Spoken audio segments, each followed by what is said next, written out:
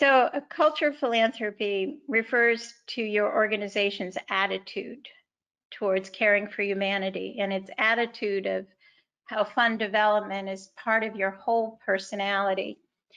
A great fundraising consultant, Chuck Loring, talks a lot about creating a culture of philanthropy so that when anybody walks in your organization, whether they bump into the janitor sweeping the floor, they are greeted by a receptionist, or they want to pay a bill and they see your accountant. The way the personality of the organization plays out is very caring, is very thoughtful. Chuck came to New Hampshire and talked a lot in his sessions of training about fundraising, about creating an overall culture of philanthropy. And one of the organizations hired him to come back and just work with them.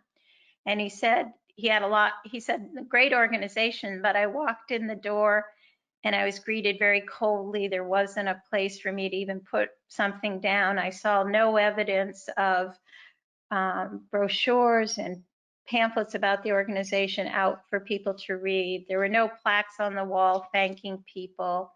The receptionist had no idea why I was there.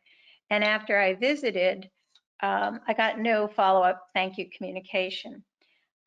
So the culture of philanthropy is your personality towards giving. It's not just about a thank you note. It's about that you realize every staff person, sometimes it could be even a client, gets involved in expressing their partnership with their community, their gratitude to people who take part.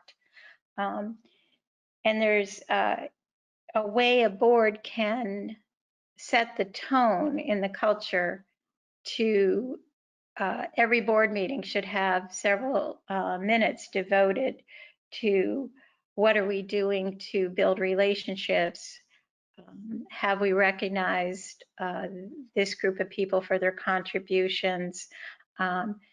It's terrific when a donor gets a phone call, not because they gave a gift, but because a board member picked up the phone and said, I've been thinking about your partnership with our organization, and we're starting a new program. I thought you might be interested in learning more.